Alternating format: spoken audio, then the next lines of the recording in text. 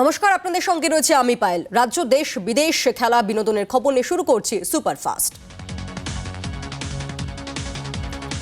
যুদ্ধের দশম দিনে মানবিক করিডর। মারিউপোল ও ভলনোভকা থেকে দুই শহরে 5 ঘন্টার জন্য সংঘর্ষ বিরতি ঘোষণা করল রাশিয়া। দুই শহরের মধ্যে দূরত্ব মাত্র 65 কিলোমিটার। মারিউপোল সংলগ্ন সিরাপোল, মারিভজাহা ও ভলনোভকা সংলগ্ন মোবের ও সিরারাহা শহরেও সংঘর্ষ বিরতি কার্যকর থাকবে। এই সময় দুই শহরের বাসিন্দাদের শহর ছাড়ার পরামর্শ রাশিয়ার। এরই পাশাপাশি দুই শহরে জল, খাবার ও চিকিৎসা সরঞ্জাম পাঠানোর সুযোগ পাবে আন্তর্জাতিক সংগঠনগুলো। মারিউপোল ইতিমধ্যেই রাশিয়ার দখলে এসেছে বলে আন্তর্জাতিক সংবাদ সংস্থার খবর। এর আগে রাশিয়ার প্রেসিডেন্ট ভ্লাদিমির পুতিনের সঙ্গে বৈঠক করার আর্জিও জানিয়েছিলেন ইউক্রেনের প্রেসিডেন্ট জেলেনস্কি। বেলারুশ সীমান্তে দ্বিতীয় দফা শান্তি বৈঠকের মধ্যেই রাশিয়ার প্রেসিডেন্ট ভ্লাদিমির পুতিনের সঙ্গে সরাসরি আলোচনায় বসতে চেয়েছিলেন জেলেনস্কি। তারই মধ্যে এই সিদ্ধান্ত। রাশিয়ার বিমান যাতে আকাশপথে হামলা না চালাতে পারে তার জন্য নেটোর কাছে ইউক্রেনের আকাশকে নো ফ্লাই জোন ঘোষণা করার আবেদন করেন জেলেনস্কি। যদি এই নিষেধাজ্ঞা অমান্য করে রাশিয়া হামলা চালাতো তাহলে তা হতো আন্তর্জাতিক আইন লঙ্ঘন করা শামিল। কিন্তু জেলেনস্কির আশায় জল ঢেলে এই অনুরোধ মেনে নিতে অস্বীকার করে নেটো। ইউক্রেনে বিমান চলাচলের নিষেধাজ্ঞা জারি করলে ইউরোপে সরাসরি যুদ্ধ শুরু হতে পারে বলে আশঙ্কা আমেরিকার বিদেশমন্ত্রী অ্যান্টনি ব্লিংকেনের। এই কারণেই নেটো এই সিদ্ধান্ত নিয়েছে বলে তিনি জানান। তারপরে ফেসবুকে নেটোর এই সিদ্ধান্তের প্রতিবাদ করেন জেলেনস্কি। ইউক্রেন প্রেসিডেন্ট স্পষ্ট জানান যে ইউক্রেনবাসীরা এখন থেকে মারা যাবেন তার জন্য দায়ী থাকবে নেটো। নেটোর শুক্রবারের অধিবেশনকে দুর্বল এবং বিভ্রান্তিকর বলে উল্লেখ করেন ইউক্রেন প্রেসিডেন্ট। হঠাৎ ইন্টারনেট পরিষেবা বন্ধ হয়ে গেল Germany, France, Hungary, Italy, Poland ইত্যাদি দেশের বিস্তীর্ণ অংশে। এর নেপথ্যে রয়েছে রাশিয়া। অভিযোগ আমেরিকান স্যাটেলাইট অপারেটরের। তাদের অভিযোগ রুশ সাইবার হানার ফলে এই বিভ্রাট। ফ্রান্সের স্পেস কমান্ডের প্রধান মাইকেল ফ্রিডলিং এর দাবি এর নেপথ্যে রয়েছে রুশ সাইবার হানা। তার দাবি ইউক্রেন ছাড়া ইউরোপের অনেক অংশ সাইবার হানার ফলে নেট যোগাযোগ থেকে বিচ্ছিন্ন হয়ে পড়েছে। জার্মানি এবং এর মধ্যে মধ্য ইউরোপের একই অবস্থা। জার্মান তথ্য দফতরকে উদ্ধৃত করে সংবাদ সংস্থা জানাচ্ছে রাশিয়া ইউক্রেন যুদ্ধের আবহে সারা ইউরোপ কোনো না কোনোভাবে প্রভাবিত। তার মধ্যে একটি হলো সাইবার হানা, যদিও রাশিয়ার তরফে এ নিয়ে কোনো মন্তব্য পাওয়া যায়নি। দেশজুড়ে ফেসবুক এবং টুইটারে নিষেধাজ্ঞা জারি করল মস্কো। গত সপ্তাহে সমগ্র ইউরোপীয় ইউনিয়ন এবং ব্রিটেন জুড়ে একাধিক রুশ সংবাদ মাধ্যমের পেজগুলোকে সরিয়ে দেয় ফেসবুক এবং ইনস্টাগ্রাম। এরপরে বিষয়টি পুতিন সরকারের নজরে আসে। ফেসবুকের উপর বদলা নিতেই রাশিয়া এই সিদ্ধান্ত নিল বলে উল্লেখ করেছে একাধিক সংবাদ মাধ্যম। এছাড়াও যুদ্ধ সংক্রান্ত ভুয়ো খবর ছড়ানোকে অপরাধ গণ্য করা হবে বলে শুক্রবার একটি বিল পাশ করে মস্কো সরকার। ভুয়ো খবর ছড়ালে সর্বোচ্চ 15 বছরের জেল হবে বলে জানানো হয়েছে এই বিলে। এই খবর প্রকাশ্যে আসতেই সংবাদ মাধ্যমের তীব্র প্রতিবাদ। রাশিয়া থেকে সাংবাদিকদের ফেরাচ্ছে সিএনএন এবং ব্লুমবার্গ। মানবিক করিডর সুনিশ্চিত করতে ইতিমধ্যে 5.5 ঘন্টার জন্য সাময়িক যুদ্ধবিরতি ঘোষণা করেছে রাশিয়া এবং ইউক্রেন। এরই মধ্যে খার্কিভের পিসোচিন থেকে 298 জন ভারতীয় ছাত্রকে বাসে করে নিরাপদে জায়গায় সরিয়ে নিয়ে আসছে ভারতীয় দূতাবাস। আজ হাঙ্গেরি থেকে দিল্লির উদ্দেশ্যে 7টি উড়ান আসছে। প্রায় 1400 ছাত্রকে হাঙ্গেরি থেকে আনা হবে ভারতে। আজ বায়ুসেনা হিন্ডন এয়ারপোর্ট ফিরে এসেছে একটি C-17 গ্লোবমাস্টার বিমান। রোমানিয়া, স্লোভাকিয়া এবং পোল্যান্ড থেকে 629 জন ছাত্রকে ফিরিয়ে আনা হয়েছে আজ। এখনো পর্যন্ত বায়ুসেনার 10টি বিমান 2056 জনকে ফিরিয়ে আনা হয়েছে।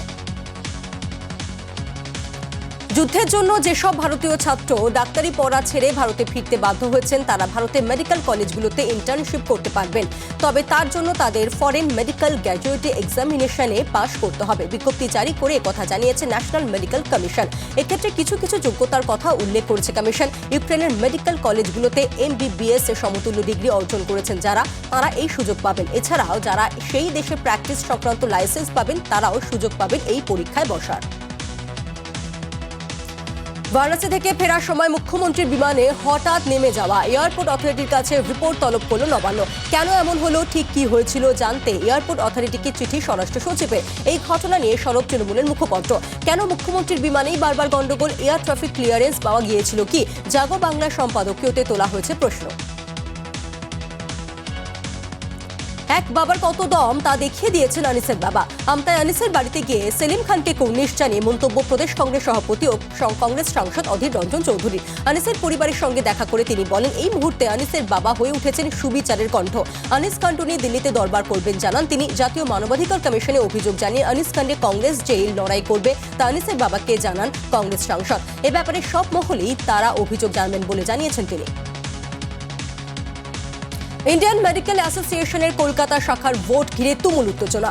একদিকে নির্মল মাঝি গোষ্ঠী, অন্যদিকে অনির্বাণ দলুই, প্রশান্ত ভট্টাচার্যরা। দুপক্ষে দফায় দফায় ধাক্কাধাক্কি চলে দোষারোপ পাল্টা দোষারোপের পালা। একদিকে নির্মল মাঝির ঘনিষ্ঠদের স্লোগানিং, অন্যদিকে আইএমএ অফিসের চারিদিকে নির্মল মাঝি বিরোধী পোস্টার। অনির্বাণ দলের অভিযোগ, নির্মল মাঝি নির্বাচনে প্রভাব খাটানোর চেষ্টা করছেন। অভিযোগ উড়িয়ে পাল্টা অনির্বাণ গোষ্ঠীর দিকেই আঙুল তুলেছেন নির্মল মাঝি। পুরুলিয়ার আরশায় মাওবাদী নামাঙ্কিত পোস্টার উদ্ধারের ঘটনায় 24 ঘন্টার মধ্যেই 14 জনকে গ্রেফতার করল পুলিশ। আজ ধৃতদের তোলা হয় পুরুলিয়া জেলা আদালতে। জানা গিয়েছে প্রত্যেকের বাড়ি আরশা থানা এলাকাতেই। শুক্রবার 13 দফা দাবিতে মাওবাদী নামাঙ্কিত পোস্টার উদ্ধার হয় আরশা থানার চাটুহাসা, মুদালি, সিন্দুরপুর এলাকায়। সাদা কাগজের উপর লাল কালিতে ছাপা ওই পোস্টারগুলোতে বেকার যুবক যুবতীদের কর্মসংস্থান, 365 দিনের কাজের সুবিধা, কৃষকদের ন্যায্য মূল্য প্রদান, পুলিশ প্রশাসনকে নিরপেক্ষ হয়ে কাজ করা সহ মোট 13 দফা দাবি জানানো হয়েছিল। দাবি পূরণ না হলে জঙ্গলমহলের জেলাগুলোতে আন্দোলনের হুঁশিয়ারি দেওয়া হয়েছিল ওই পোস্টারগুলোতে। ঘটনা তদন্তে নেমে 14 জনকে গ্রেফতার করে পুলিশ। পেশায় অভিনেত্রী এক তৃণমূল কর্মীর সোশ্যাল সাইটে কুরুচিকর মন্তব্যের অভিযোগ বিজেপির বিরুদ্ধে। পুরসভা ভোটে বড়নগর এলাকার তৃণমূল প্রার্থীর নাম ঘোষণা হতেই প্রার্থী নিয়ে একাধিকবার ক্ষোভ প্রকাশ করতে দেখা গিয়েছিল বড়নগরের বাসিন্দা টলিউড অভিনেত্রীকে। এবার তারই ছবিতে অশ্লীল মন্তব্য করতে অভিযোগ উঠল দেবম পাল নামে এক বিজেপি কর্মীর বিরুদ্ধে। তিনি তৃণমূলের কর্মী হওয়া এই ধরনের মন্তব্য সোশ্যাল মিডিয়ায় অভিযোগ অভিনেত্রীর। বারাকপুরের কমিশনারেটে সাইবার ক্রাইম বিভাগে অভিযোগ জানানো হয়েছে। পুরসভা নির্বাচনে বাঁকুড়া পুরসভায় বিজেপি ধরাশায়ী হতেই বাঁকুড়ার বিজেপি বিধায়ক নীলাদ্রি শেখর দানার দোকানে পড়ল হুমকি পোস্টার। রাতে বাঁকুড়ার ভৈরবস্থান মোড়ে বিধায়কের কাপড়ের দোকানে শাটারে কেউ বা কারা পোস্টার মেরে দেয়। ছাপানো ওই পোস্টারে লেখা হয়েছে, দোকান খুললেই মারব। কে বা কারা এই পোস্টার দিয়েছে সে ব্যাপারে স্পষ্ট কিছু জানা যায়নি। পাল্টা সুর চড়িয়েছেন বিধায়ক নীলাদ্রি শেখর দানা। তাঁর দাবি, হুমকি পোস্টার দিয়ে তাকে দমিয়ে রাখা যাবে না। বিধায়কের দোকানে এদিন হুমকি পোস্টার পড়ার ঘটনার সামনে আসতেই শুরু হয়েছে রাজনৈতিক চাপানুতো। তৃণমূলের দাবি, এই ঘটনায় বিজেপির গোষ্ঠীদ্বন্দ্বের ফল। পুরসভা নির্বাচনে বিজেপি গোহারায় হেরে বিজেপির একাংশ দলীয় নেতৃত্বের প্রতি এইভাবে ক্ষোভ উগরে দিচ্ছেন। বিজেপির তরফে স্পষ্টতই গোষ্ঠীদ্বন্দ্বের তত্ত্ব উড়িয়ে দেওয়া হয়েছে। এই ঘটনা তদন্ত করে দ্রুত শাস্তির দাবি জানিয়েছে বিজেপি। বন্ধ ঘরের দরজা ভেঙে উদ্ধার করা হলো মা ও 2 শিশু সন্তানের দেহ। এই ঘটনায় শনিবার ব্যাপক চাঞ্চল্য ছড়িয়েছে কুলতলি থানা এলাকার 4 নম্বর গরানকাটি গ্রামের নিমতলাতে। পেশায় দর্জি আমিরুল সর্দার কাজের জন্য থাকেন হাওড়ায়। আমিরুলের বাবা সাহেব আলী সর্দারও থাকেন আন্দামানে। 5 বছরের আরিয়ান সর্দার এবং 3 বছরের রাইহান সর্দারকে নিয়ে কুলতলির বাড়িতে থাকেন আমিরুলের স্ত্রী রিজিয়া সর্দার। সকালে যখন রিজিয়ার শাশুড়ি তাকে ডাকতে গিয়ে কোনো সাড়া পাননি, প্রতিবেশীরা এসে বন্ধ ঘরের দরজা ভেঙে দেখে যে ঘরের মধ্যে রিজিয়া এবং তার 2 শিশু মৃতদেহ পড়ে রয়েছে। খবর ছড়িয়ে পড়তেই বহু মানুষ ভিড় করে সেখানে। পুলিশ 3টি মৃতদেহ উদ্ধার করে ময়না তদন্তের জন্য পাঠিয়েছে। আদৌ কি সন্তানদের মেরে রাজিয়া আত্মহত্যা করেছেন নাকি তাদের খুন করা হয়েছে তা এখনো স্পষ্ট নয়। গৃহবধূকে শ্বাসরোধ করে খুনের অভিযোগে স্বামীকে গ্রেফতার করেছে পেট্রাপোল থানার পুলিশ। 3রা মার্চ সকালে পেট্রাপোল থানা জয়ন্তীপুর এলাকার কলা বাগানের মধ্যে থেকে ওই মহিলার দেহ উদ্ধার করেছিল পুলিশ। মহিলার দাদা শফিকুল মালিতার অভিযোগের ভিত্তিতে পুলিশ তার স্বামী সামিউল মোল্লাকে গ্রেফতার করে। আজ বনগাঁ মহকুমা আদালতে তাকে তোলা হয়। বিচারক 8 দিনের পুলিশি হেফাজতের নির্দেশ দেয়। জিজ্ঞাসাবাদে পুলিশ জানতে পারে স্ত্রী ফাতেমা মোল্লাকে ষড়যন্ত্র করে গলায় ফাঁস লাগিয়ে খুন করেছে স্বামী সামিউল মোল্লা। তদন্তে নেমে পুলিশের প্রাথমিক অনুমান ধর্ষণ করে খুন করা হয়েছে ফাতেমাকে। এই ঘটনার সঙ্গে অন্য কেউ যুক্ত আছে কিনা তাও খতিয়ে দেখছে পুলিশ। জিঞ্জিরা বাজার গণিপুর প্রাইমারি স্কুলে শিক্ষককে ক্লাসরুমে আটকে রেখে অভিভাবকদের বিক্ষোভ। অভিযোগ, সুরঞ্জনা মণ্ডল নামে এক শিক্ষিকা বাচ্চাদের অকারণে মারধর করে এবং মানসিকভাবে অত্যাচার করেন। সেই নিয়ে অভিভাবকরা যখন প্রতিবাদ করতে যায় তখন অভিভাবকদের মারধরও করা হয়। থানা থেকে শুরু করে শিক্ষা দপ্তরের উচ্চতর কর্তৃপক্ষ সব জায়গায় অভিযোগ দায়ের করেছেন তারা। কোনো ব্যবস্থা না নেওয়ায় আজ অভিভাবকরা ওই শিক্ষিকাকে ক্লাসরুমের মধ্যে আটকে রেখে বিক্ষোভ দেখান। অভিভাবকদের বক্তব্য, যদি এই শিক্ষিকা স্কুলে থেকে না সরানো হয় তাহলে তারা বাচ্চাদের স্কুল থেকে সরিয়ে নিয়ে যাবেন। কিছুদিন আগে বাংলাদেশ থেকে ভারতে আসার সময় মাল বোঝাই গাড়ি থেকে বেআইনি মাল উদ্ধার হয়। বাংলাদেশ বর্ডার গার্ড সংশ্লিষ্ট ব্যবসায়ীর বিরুদ্ধে মামলা রুজু করে। তার প্রতিবাদে আজ থেকে বাংলাদেশ ক্লিয়ারিং এবং ফরওয়ার্ডিং এজেন্টরা বেনাপোলে ধর্মঘট শুরু করেছে। ফলে বনগাঁর পেট্রাপোল সীমান্তে বন্ধ হয়ে গিয়েছে আমদানি রফতানি। পেট্রাপোল সীমান্তে আমদানি রফতানি বন্ধের ফলে ক্ষতির মুখে ব্যবসায়ীরা।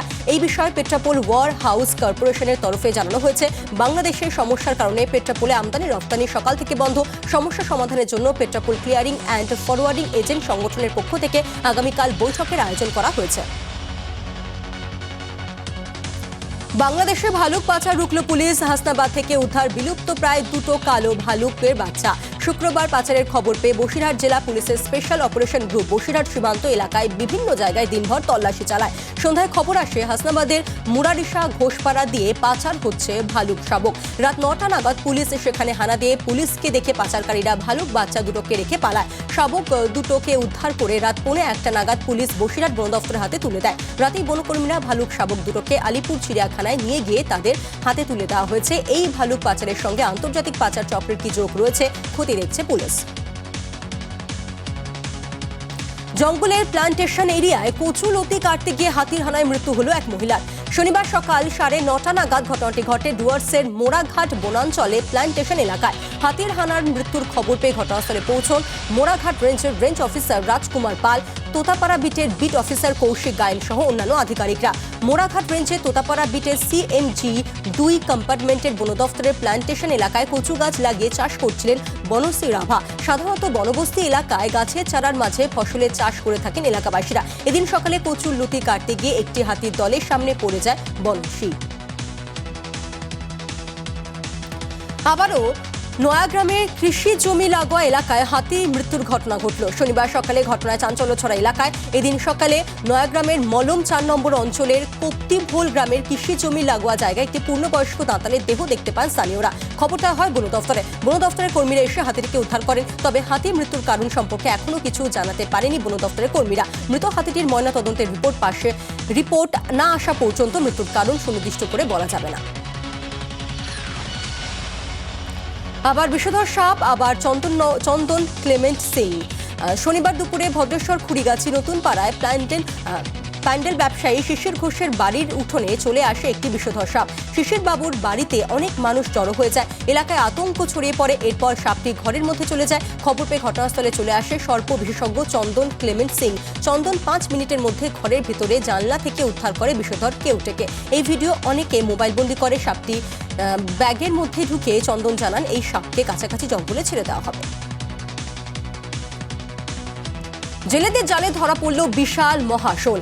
গজলডোবা এলাকায় তিস্তা নদীতে এই বিশাল আকার মাছ ধরা পড়ে। সেই মাছ জলপাইগুড়ি মাছ বাজারে তোলা হলে ক্রেতারা ভিড় জমান মাছ কেনার জন্য। মাছটির ওজন 34 কেজি 600 গ্রাম। জলপাইগুড়ি স্টেশন বাজারে এক মাছ ব্যবসায়ী সেই মাছটিকে অকশনে তোলেন। প্রতি কেজি 800 টাকা দরে বিক্রি হচ্ছে বলে জানা গিয়েছে। তবে অনেক ক্রেতাই জানিয়েছেন এত বড় মহাশোল এর আগে কখনো বাজারে দেখা যায়নি। আগামী 2-3 দিনে কলকাতার তাপমাত্রা 35 ডিগ্রিতে পৌঁছবে, এমনটাই জানিয়েছে আলিপুর আবহাওয়া দফতর। আগামী 5 দিন পশ্চিমবঙ্গে বৃষ্টির কোনো সম্ভাবনা নেই। আকাশ পরিষ্কার থাকবে। তবে তাপমাত্রা এবার থেকে বাড়তে শুরু করবে। এখন সর্বোচ্চ তাপমাত্রা 31 থেকে 32 ডিগ্রি। আগামী 2-3 দিন তাপমাত্রা 34 থেকে 35 ডিগ্রিতে পৌঁছবে রাজ্যে। আরো খবরে নজর রাখবো বিরতির পর, সঙ্গে থাকুন।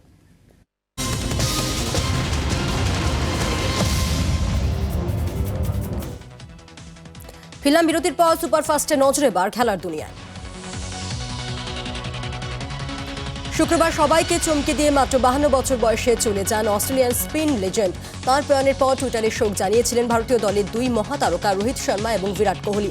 একই দিনে মাত্র কয়েক ঘন্টার ব্যবধানে শেষ নিঃশ্বাস ত্যাগ করেন 2 প্রাক্তন অজি ক্রিকেটার রডনি মার্স এবং ওয়ার্ন। তাই শ্রীলঙ্কার বিরুদ্ধে প্রথম টেস্টের দ্বিতীয় খেলা শুরু হওয়ার আগে কালো আর্মব্যান্ড পরে দুজনকে শ্রদ্ধা জানায় ভারতীয় দল।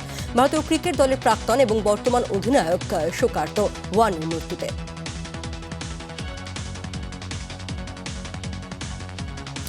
IPL এর রাজস্থান রয়্যালস দলে যেবার প্রথমবার রবীন্দ্র জাদেজা ছিলেন তখন দলের দায়িত্বে শেন ওয়ার্ন। তাকে দেখেই বলে দিয়েছিলেন এই ছেলেটা কিন্তু লম্বা রেসের ঘোড়া।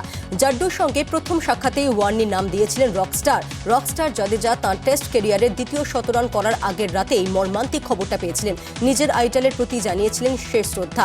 আর এবার ব্যাট হাতে মোহালির 22 গজে নেমে শ্রীলঙ্কার বিরুদ্ধে শাসন করলেন। 228 বলে 175 রানে অপরাজিত রইলেন তিনি। মারলেন 17টি 4 এবং 3টি 6। তাই জাদেজা এদিন শতরান করতে রাজস্থান রয়্যালসের তরফ থেকে আবেগ মেশানো টুইট করা হয়, যাতে লেখা হলো রকস্টার। সাহারানপুর থেকে দিল্লিগামী একটি ট্রেনে ভয়াবহ আগুন লাগে। মিরাটের কাছে এই ট্রেনের ইঞ্জিন সহ 2টি বগিতে আগুন লাগে। বাকি বগিগুলোকে আগুন থেকে আলাদা করতে যাত্রীরাই ঠেলে এগিয়ে নিয়ে যায় ট্রেন। ফলে 2টি কামরা আগুনে পুড়ে গেলেও অন্য কামরাগুলোতে আগুন ছড়ায় না। যাত্রীদের এই প্রচেষ্টা এখন ভাইরাল নেট দুনিয়া। নজরে এবার বিনোদনের খবরে ছুটি কাটিয়ে শহরে সদ্য ফিরেছেন শ্রাবন্তী চট্টোপাধ্যায়। তারপরে বৃহস্পতিবার বাইপাস লাগোয়া আবাসনে নিজের ফ্ল্যাটে আয়োজন করেছেন কালীপুজো। সেখানেই ফের প্রেমিক অভিরূপ নাগ চৌধুরীর সঙ্গে এক ফ্রেমে ধরা দিলেন তিনি। একই আবাসনের বহুতলে পরস্পরে পড়শি শ্রাবন্তী অভিরূপ। অতিথি হিসেবে সেখানে হাজির ছিলেন কামারহাটির বিধায়ক মদন মিত্র। আমন্ত্রিত তালিকায় ছিলেন পরিচালক অরিন্দম শীল। রকস্টারের ভূমিকায় এবার যশ দাশগুপ্ত। অংশমান প্রত্যুষের নতুন ছবিতে নাম ভূমিকায় অভিনয় করছেন যশ। শুক্রবার রাতে SRFTI ক্যাম্পাসে শুটিং করলেন যশ। গিটার হাতে রকস্টারের নতুন লুকে বাজমাত করলেন তিনি। সঙ্গে ছিলেন বাংলাদেশের নায়িকা নুসরাত ফারিয়া। সুপারফাস্ট আজ এ পর্যন্তই। দেখতে থাকুন জি 24 ঘন্টা।